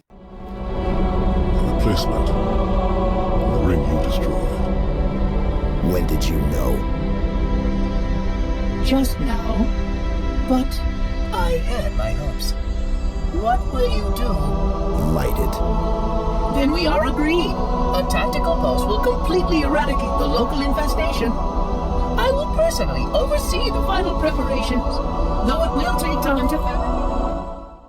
Cortana still needs to be rescued, and so it's time to journey into hell. We join Master Chief as he flies into the flood-corrupted city of High Charity to rescue Cortana from the clutches of the Gravemind, hence the name of the mission. It's a very similar scene in terms of composition to the beginning of Halo Combat Evolves the More, and it's appropriate the mission begins with a throwback, as you'll notice it becomes something of a theme as the level progresses. The chapter name Rampant is one I really like too, because there are a couple of things it could be referring to. With the camera panning back to show a huge room covered in flood biomatter, it could be speaking to the idea of the flood running rampant and how they've completely infested the city of High Charity. Or it could very well be referring to the impending threat of AI Cortana's rampancy, which again makes a lot of sense given what happens as the mission progresses. Straight off the bat, Bungie decides to forego any kind of build-up before players encounter the flood, opting instead to have a wave of infectors immediately close in on them. This is a missed opportunity to say the least. If players score 15,000 points on this level, they receive an achievement named Orpheus, a reference to the Greek story of Orpheus braving the underworld to rescue his wife, which is a clear parallel to what happens during this level as Master Chief travels into the depths of this nightmarish setting. Descending into hell, or indeed Halo's version of hell, should feel unsettling, perhaps even frightening, but because Bungie chooses to begin the action so early, it never really does. The shooting starts so quickly and is so sustained throughout that there's no time whatsoever for players to actually appreciate the gravity of the situation they find themselves in. What Cortana is crying out for at its start is a period of relative calm, a few moments during which players can move further into the depths of the city before any flood even make an appearance. This is something 343 Guilty Spark does so well in Halo Combat Evolved, with around half of the entire mission passing by before the flood are finally revealed for the very first time. Given it's obvious the flood are going to arrive at some point during Cortana, the same level of build-up here isn't necessary, but it's a real shame there isn't at least a little more subtlety in the way Bungie handles these opening moments. But alas, the shooting does begin straight away, and even during these early stages, one of Cortana's most glaring flaws quickly becomes evident: the lack of variety in the colour palette used across both the flood and the environment itself. Now don't get me wrong, the infestation throughout High Charity is gorgeous in the most horrible way possible, with flood biomatter and moving pustules covering almost every surface. And it's a really nice progression from Floodgate, Halo 3's first mission featuring the flood. During that level, players were shown just how quickly the flood could infest an area, and in Cortana, they get to see just how bad things can get when the flood are left to run amok for an extended period of time. In terms of the colour palette issue, the distinction between the flood and the environment sometimes causes no problems whatsoever, predominantly when players are heading in one direction down more narrow sections of the map. But as areas become multi-tiered and filled with little nooks, crannies and passageways everywhere, it often becomes a challenge to spot all of the flood surrounding you. They are a mostly yellow-brownish hue, and the environment is a mostly yellow-brownish hue, and while I'm not entirely sure there's any way around that problem, it nevertheless does nothing other than serve to frustrate, with the flood often blending into the background a little too well. And there's a secondary problem with this lack of variety. It causes Cortana to quickly become a very aesthetically boring mission, even if the environment's design is well done. Not long after their first encounter with the flood, players are stopped in their track by the Gravemind as he delivers a message. Child of mine enemy, why have you come? I offer no forgiveness. A father's sins passed to his son.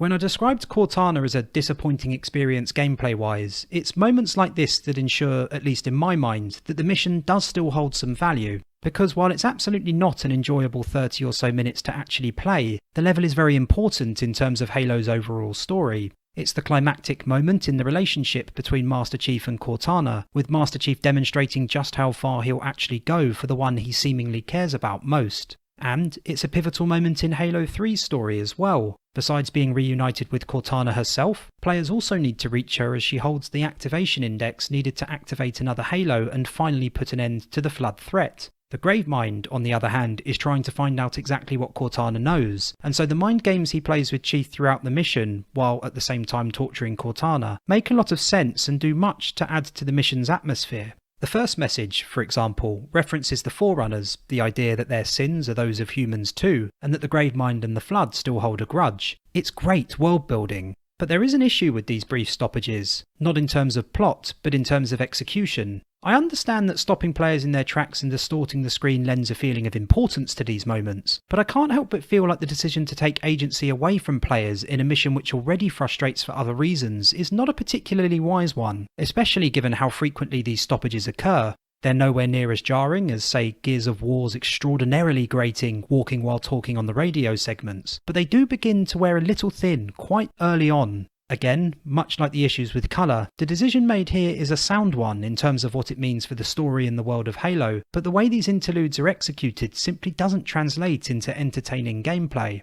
Soon after the first Gravemind encounter, players are interrupted again, this time by Cortana, who is clearly suffering at the hands, or indeed tentacles, of the Gravemind. I could be wrong here, but what I like about Cortana's appearances during this level especially is that it's not entirely clear what's actually happening. It could be Cortana contacting Master Chief on purpose, it could be the Gravemind taunting him, it could be Master Chief hallucinating, or it could even be Cortana unintentionally transmitting to Master Chief as she enters the early stages of rampancy. It gives the mission an even greater sense of urgency and helps demonstrate just how much is at stake. It's not just about saving the galaxy from the Flood, but about saving Cortana from them too. The chamber players find themselves in after this interlude is Cortana's first large combat arena, and as you might expect, it quickly fills to the brim with Flood. It's an impressive encounter in terms of scale, but it's also where the flaws in much of Cortana's level design begins to show. The arena makes a lot of sense in terms of size. In order for Bungie to include as many Flood as they do, they had to make the areas encounters like this take place in large enough that there's room to back up and move away from an enemy whose primary tactic is to advance directly towards players. The encounter itself is also well designed in that it intensifies as players make their way further into the arena, something which isn't always the case later on, and that helps ensure that players aren't cornered too near its entrance, which would lead to much of the rest of the arena remaining unused. Unfortunately, what isn't well thought out here is how the enemies interact with the environment, and this is a problem during much of Cortana from this point onwards. I like Stalkers as an enemy type, and the fact they can transform into either tanks or ranged forms is an interesting concept, but the sheer number of them encountered during combat means players are often faced with the daunting prospect of fighting quite a few tank and ranged forms at the same time. Fighting predominantly ranged forms while fending off a tank or two isn't a problem, and vice versa, fighting a number of tanks while one or two ranged forms attack from a distance isn't an issue either. But much of the time in Cortana, players are assaulted by so many of each that it not only makes combat disorientating, which isn't ideal given the issues I've already discussed with the colour palette, but also frustrating as it feels like there's no right answer combat-wise. Focusing on the tanks first, the projectiles fired by the ranged forms can quickly become overwhelming, but focusing on the ranged forms first means being left open to powerful attacks from the tanks and any other enemies in the vicinity. Of course, there's the argument that this is what fighting the Flood should feel like. The trick is in the name, and fighting them should feel overwhelming, but in my view that argument doesn't outweigh the negative impact this doubling down on enemy types has on gameplay. And this problem is exacerbated by the fact that the style of encounter is essentially all players experience during Cortana. Every large combat arena features a similar mix of enemies, and between these samey encounters and the aesthetically repetitive environment, you end up with what is basically the sequel to Halo Combat Evolved's The Library. It pains me to say it, but I don't think Bungie at all learnt their lesson from Halo's most hated mission, as Cortana does feel like something of a retread. Sure, it's a slightly more interesting environment than The Library, and there's a wider variety of enemies, but ultimately it's still the same encounters taking place in the same environment over and over again. When I took a closer look at The Library, I came to the conclusion that it was crying out for more variety, which could have come in the form of new enemies, a boss, or perhaps something clever I'd not even thought of. And it's exactly the same here. Throwing in something, anything, to make this mission less repetitive would have made a huge difference.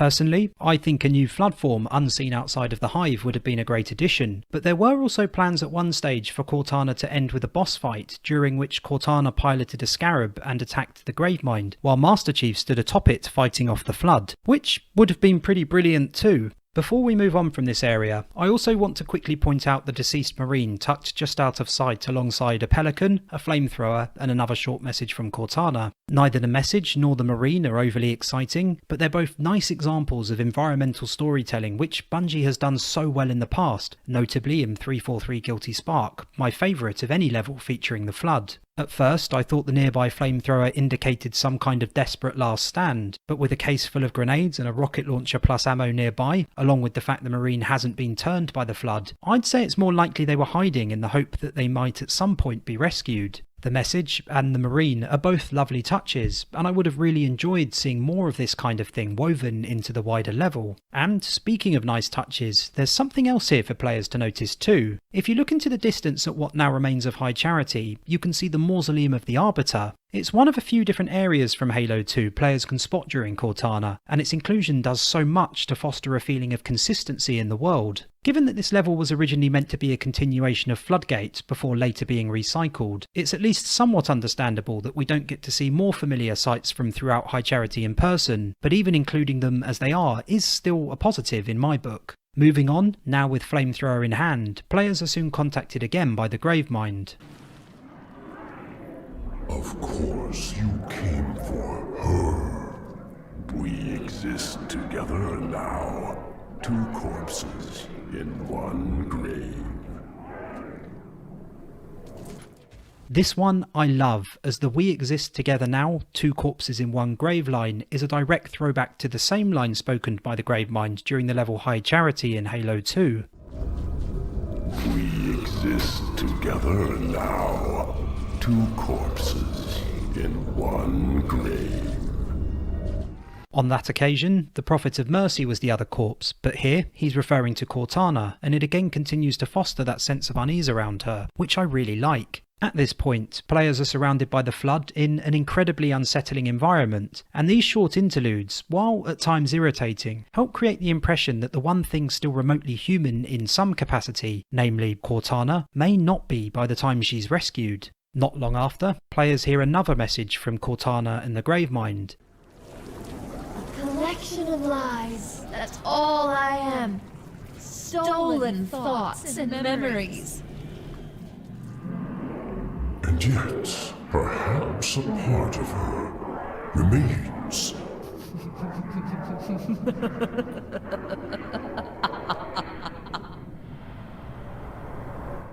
This is a great example of Bungie making it difficult to ascertain who is actually doing the talking during these scenes. At surface level, it's a message from Cortana followed by a message from the Gravemind, but I don't think that's the case, as it seems far too convenient that the Gravemind chooses to speak immediately after Cortana. The earlier moment with Cortana, I think, was exactly that, a moment with Cortana as she struggled with what was happening to her, whereas here, I think it's quite clear that the Gravemind is using Cortana's likeness to taunt Master Chief, to try and break him psychologically. There's not much to say about the next Flood encounter in another large combat arena, but I do want to highlight something here, Cortana's next message.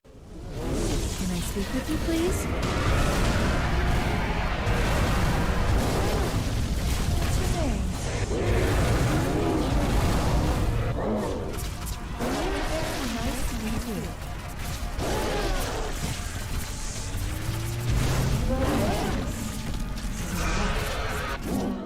I am honestly staggered that anyone at Bungie thought this was a good idea, being that there's almost zero chance players won't be involved in combat as it plays, which makes this message pretty much unintelligible. There's another nice message on the lower level for players, which harks back to Master Chief's relationship with Dr. Halsey, whom Cortana is based on. But honestly, at this point, I was so unimpressed by what had just happened with the other message that it kind of took the shine off a little bit. Next up is a narrower section, which also features a message from Cortana that, much like the one witnessed in the previous area, plays without stopping the player, and again, it remains unclear whom these messages are actually coming from, which works really well. You'd think a section that is at least attempting to push players in one direction, as opposed to around a more open area, would suffer less from the issue around tanks and ranged forms discussed earlier, which is in part true, but it's also where other cracks begin to appear in how the level is designed as well. During this section, because of the sheer number of Flood advancing on players, it's very easy to get stuck fighting them near the area's beginning without actually making any forward progress, which makes the encounter feel repetitive as much of the combat takes place in a very small area. Furthermore, when players do begin to advance, orientation can very quickly become an issue as well. Because the Flood are constantly moving, constantly changing their position, not just directly in front of players but on all sides and potentially above or below them too, it's nigh on impossible to get to the end of the section without spending a lot of time changing direction. And that means it can be very difficult to quickly ascertain exactly which direction to head in, especially given the fact players can very easily find themselves on a different platform or in a different area from where they actually began combat. The different walkways spread across the area do nothing to help with this either, as they sometimes block the view of what's further afield in both directions, making it even harder to ascertain where to head next.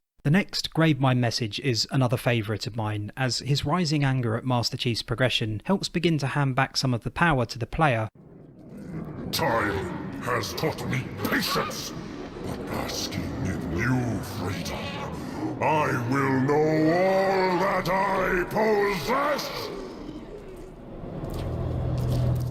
It's been a rough ride so far, but players are clearly doing something right if Gravemind is shaking with rage, and this serves to galvanise players as they continue to head deeper into High Charity. The next open area is the biggest culprit in the entire mission for trapping players near its entrance for much of the time its combat encounter takes place. Upon entering, players are immediately swarmed by stalkers and other Flood forms, and with ranged forms sometimes attacking from an incredible distance as well, it can be extremely frustrating to get through this section. It is perhaps the worst section in terms of the annoyance caused by ranged forms in the entire level, and Bungie even seems to have acknowledged this, placing a set of carbines right by the entrance so that players always have at least some chance of taking down enemies attacking from a distance. Combine this with stalkers constantly moving from surface to surface directly in front of players, and it makes for what is in my view one of the most poorly thought out areas in any Halo game, full stop. Up next is the reactor room, and this is without doubt Cortana's best area. It's a visual spectacle, and it also manages to avoid many of the irritations the earlier levels suffer from. The design behind the mix of Flood and Covenant architecture is at its best here, which means there's a much lower risk of getting lost, and the onslaught of the Flood doesn't feel quite as oppressive as it does in other areas, thanks to them tending to only attack from the front or from behind. Reaching a long corridor and the home stretch to the room where Cortana is being kept, players witness more visions, and it's clear that the Gravemind is beginning to get desperate.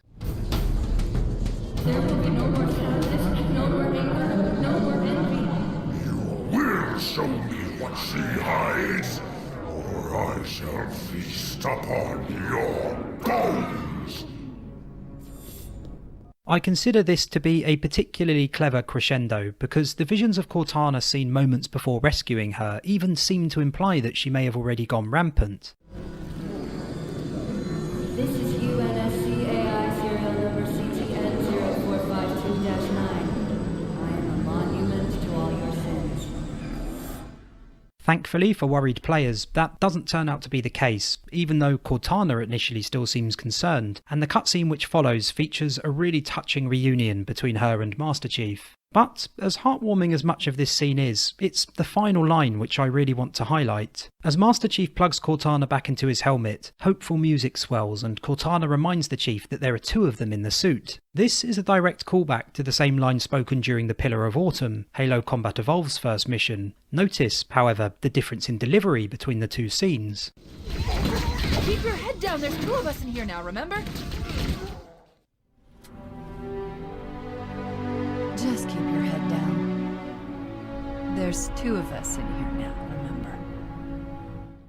This is probably my favourite moment between the pair in the entire trilogy. Using just one short line, first spoken at the very beginning of the trilogy, and again near its very end, Bungie has quickly and succinctly demonstrated exactly how Master Chief and Cortana's relationship has changed. Upon first meeting, Cortana takes an almost motherly tone, reminding Master Chief of her presence in a very matter-of-fact way. But now, you can hear the affection in her voice. She speaks to Master Chief in an almost sultry tone, and it clearly demonstrates just how deep the relationship between the two of them is. The name of the mission's final chapter, Nor Hella Fury, is a good one, and refers to the famous phrase, Nor Hella Fury like a woman scorned, from William Congreve's 1697 play The Mourning Bride, and the implication is clear: freed from the Gravemind's clutches, Cortana will soon have her revenge. And this is something the Gravemind seems to recognise too. He screams with anger as he finally understands what Cortana has in store for him.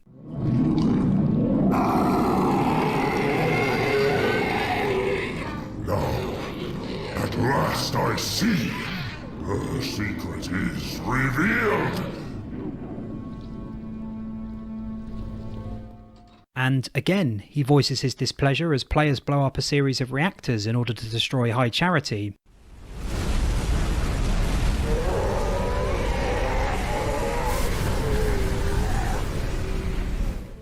Finally, power has well and truly transferred from the Gravemind and the Flood back to the player, but it's a real shame that all that's left to do at this point is escape the city as it crumbles. This would have been the ideal point for a boss fight, or the aforementioned encounter with the Gravemind to have been placed. Buoyed by their impending victory, a climactic battle would have been the perfect way for players to feel like they'd struck a truly decisive blow against a seemingly insurmountable foe they'd been fighting across 3 separate titles. Instead, Cortana's ending sequence boils down to a race through High Charity to escape before the city self-destructs. It's like a less exciting version of the end of Halo Combat Evolves the Maw. There, players began a chain reaction and escaped via a dramatic Warthog segment. Here, unfortunately, it's an unexciting race to the finish on foot. Players still do get another Warthog sequence in Halo 3's final moments, but I can't help but feel it would have been the better ending for this mission, especially given the level's previous parallels to the Maw. And, like many other areas of Cortana, it's still far too easy to get lost, especially in a situation where the player is constantly forced to move forward at a pace through a repetitive environment. Clear waypointing here would have done wonders.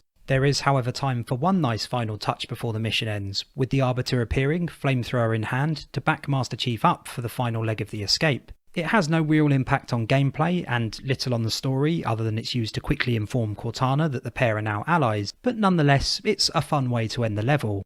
And with that, the level concludes, and I think the word fun is probably the key word here, because while the level does do a few nice things here and there, occasionally in terms of atmosphere and more often in terms of story, it simply isn't very fun. After the hate the library received from most who played it following Halo Combat Evolve's release, I thought that would be the catalyst for Bungie never making the same mistake again. But here we are, 2 games later, and it seems the same mistakes have still been made. And it's a crying shame, because both the library and Cortana had an importance outside of gameplay that could have made them some of the best the series had to offer if they were actually an enjoyable experience to play. Would I like to play another level like Cortana in a future Halo? In gameplay terms, absolutely not. But assuming the Flood do feature in Halo Infinite, I still think there's a glimmer of hope that one day we may get a level like Cortana or the Library which fixes the glaring flaws discussed during this video. It's a tall order, yes, but perhaps 343 Studios could be the ones to finally break the curse of the Library and Cortana. With Cortana safe, the trilogy's final level, Halo, kicks off, with Master Chief's attention turning towards the newly created Installation 08, which he plans to activate. Master Chief and the Arbiter arrive on the ring in somewhat bumpy fashion. Halo, it's so new, unfinished. I'm not exactly sure what will happen when we fire it. We'll head for the portal. Then we'll all go home.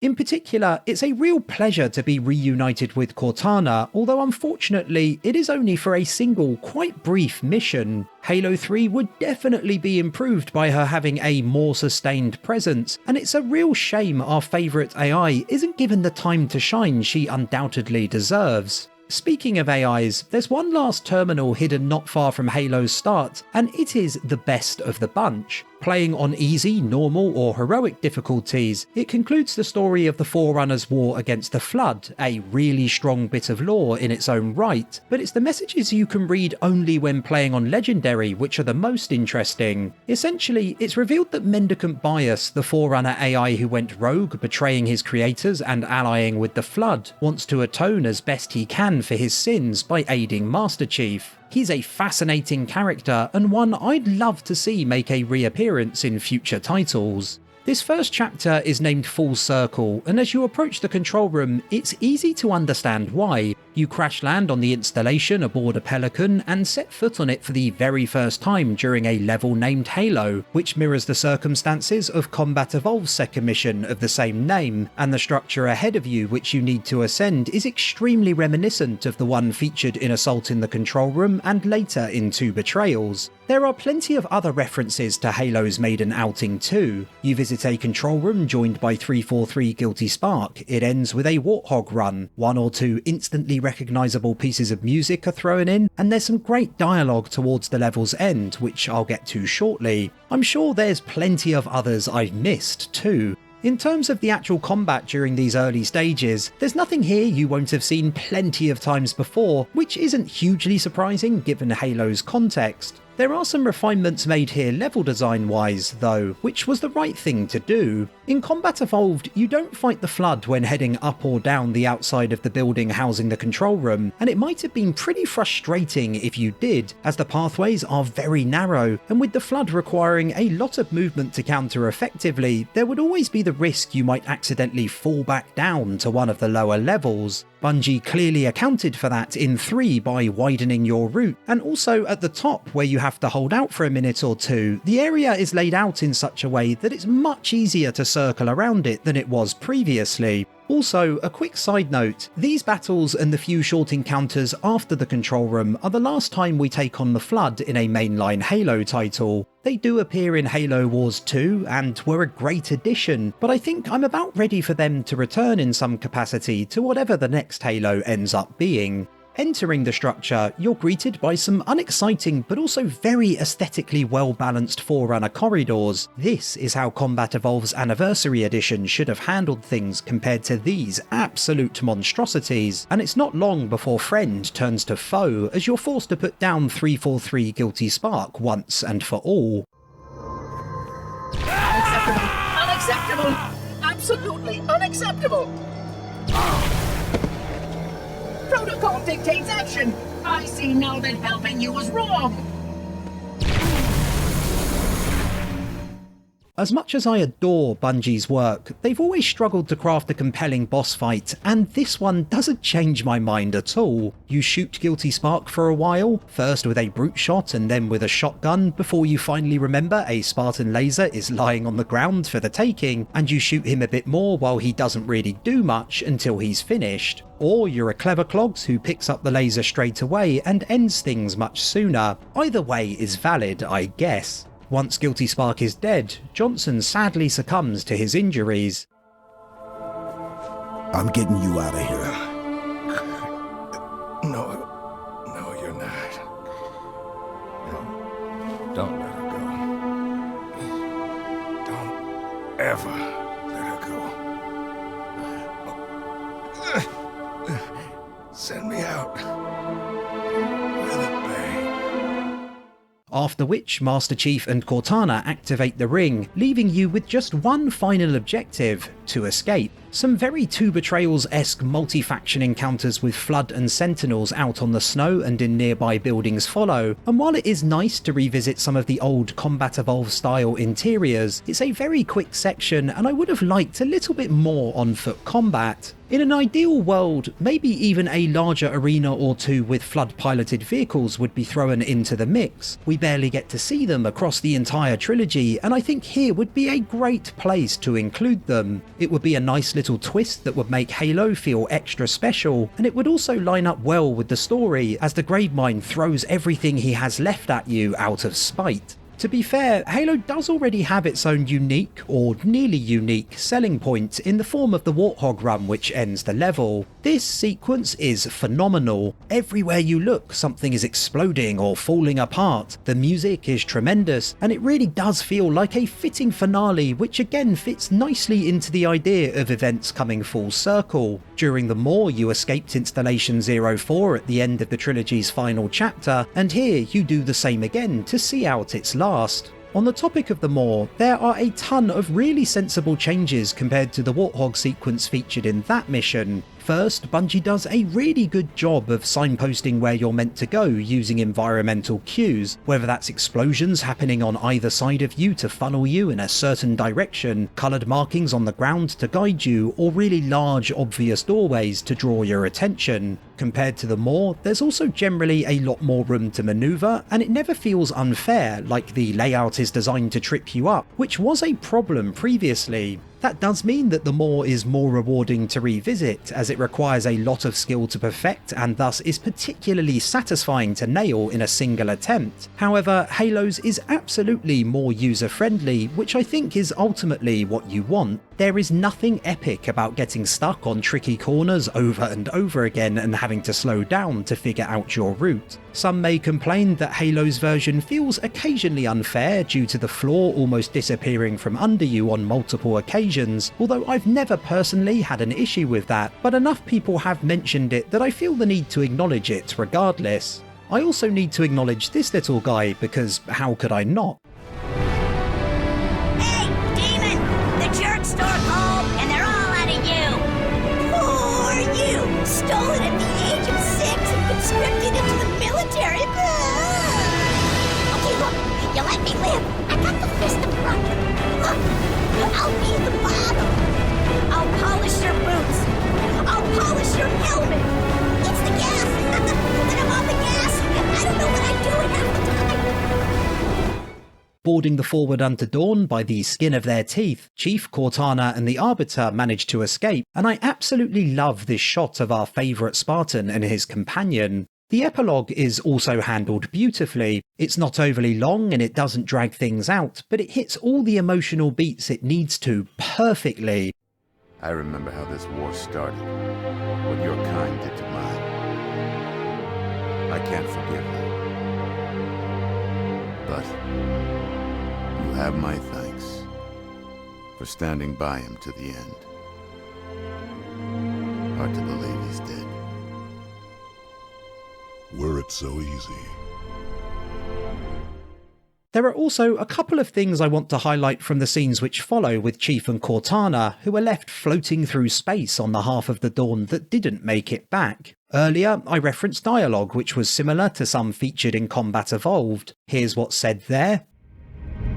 We did what we had to do. For Earth. An entire Covenant armada obliterated and the Flood. We had no choice. Halo. It's finished. No. I think we're just getting started. And here's what's said in 3. Bet you did it. Truth and the Covenant, the Flood. It's finished. It's finished. A really nice way to cap things off, I think. And of course, the trilogy also ends with Master Chief going back to sleep after it began with him being woken up, again playing into the idea of events coming full circle. You're also shown him floating towards Requiem if you finish the game on Legendary difficulty. With Master Chief left floating in space ahead of the events of Halo 4, we reach the end of the video. Thank you so much for watching, boys, girls and Spartans. If you enjoyed it, do consider liking, subscribing and sharing your thoughts regarding Halo 3, and hopefully we'll see each other again soon.